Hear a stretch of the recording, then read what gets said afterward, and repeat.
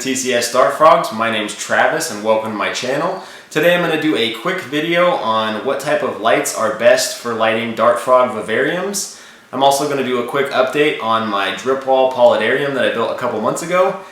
And I'm also excited to tell you guys that my vampire crabs are breeding. So I'll try to get a few pictures or some video of the baby crabs and show that to you guys as well. So let's get to it. Alright, so you want to know what the best light is for your dart frog vivarium.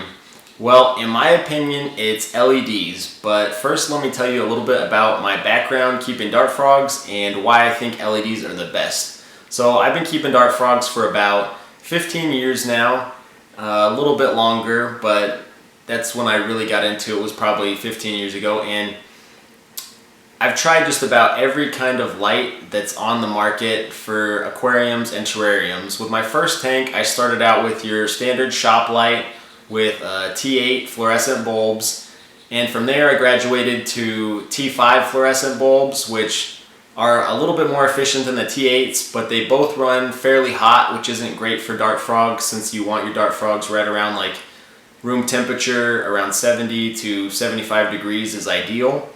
From there I started experimenting with the dome style lamps and the fixtures that are sold by Exoterra and other companies where you can fit in the little curly Q style fluorescent, compact fluorescents.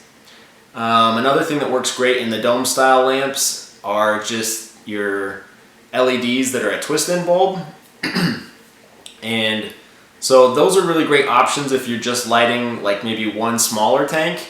But if you're lighting a bigger tank, an LED strip is probably the best option. And there's such a variety of LEDs on the market nowadays that it's really convenient to go online and pick one up, or even if you go to your hardware store locally, most hardware stores will carry LED strip lights, either in the lighting section for your garage or in the home lighting section for like underneath cabinets. So those are really great options.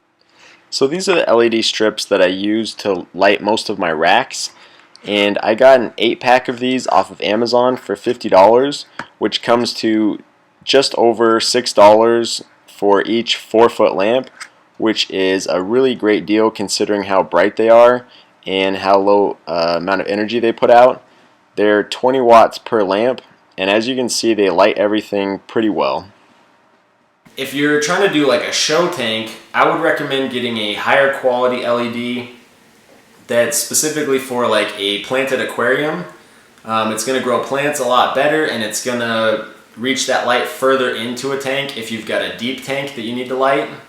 So my favorite brand for that is the Finex, the Planted Plus 24/7 aquarium light, and it's a really neat light. It's got cool little legs that you can mount to the edges of the tank, and overall for the price they're a little bit spendy, but for the quality you get and how long they last, I think they're great. I've got a couple lights from them that they're probably 7 years old now and still going strong. I might have had a few LEDs burn out, but they haven't really lost that much brightness. So Finex is probably one of my favorite companies. Another light that they make that's also really good is the Finex Stingray. It's a lot lower amount of diodes, so you have a lot less actual lights, making it not as great for maybe a display tank, but if you had like a rack and you wanted to put a bunch of tanks in a row, then the Stingray is a pretty good light for that situation. So that's kind of my recommendation on lights. Another thing I wanted to talk about is I am experimenting with a new fruit fly media. It's a concoction that I came up with myself, and this last week I made a batch of fruit fly cultures, some with the new mixture that I've been making, and then some with the old mixture, and I'm going to kind of keep an eye on them, and I'll keep you guys posted as to how that new mixture produces, and see if it produces better flies and hopefully a more nutritious fly for my frogs. So that's all I got for now. So now it's time for an update on the drip wall paludarium, and here it is before and here it is now. And it's grown in pretty well. I've added some more plants in there as a few did die, and I've also added in some Indler guppies and a few cherry shrimp. So enjoy!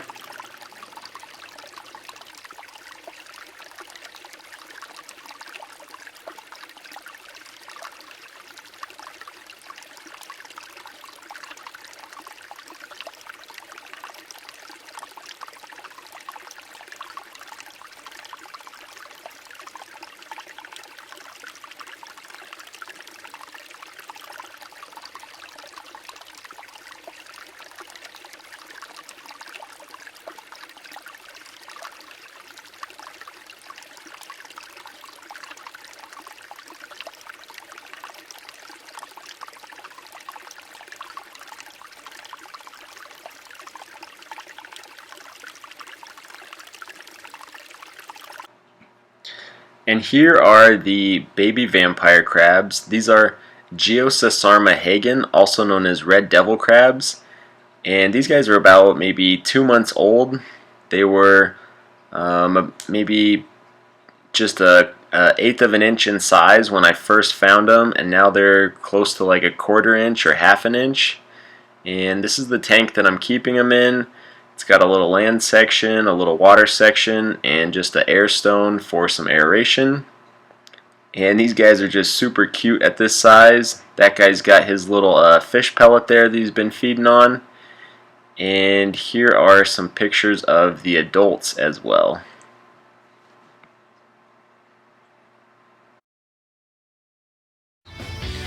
And here are a few froglets that I snapped some pictures of just because I thought that you guys might enjoy it.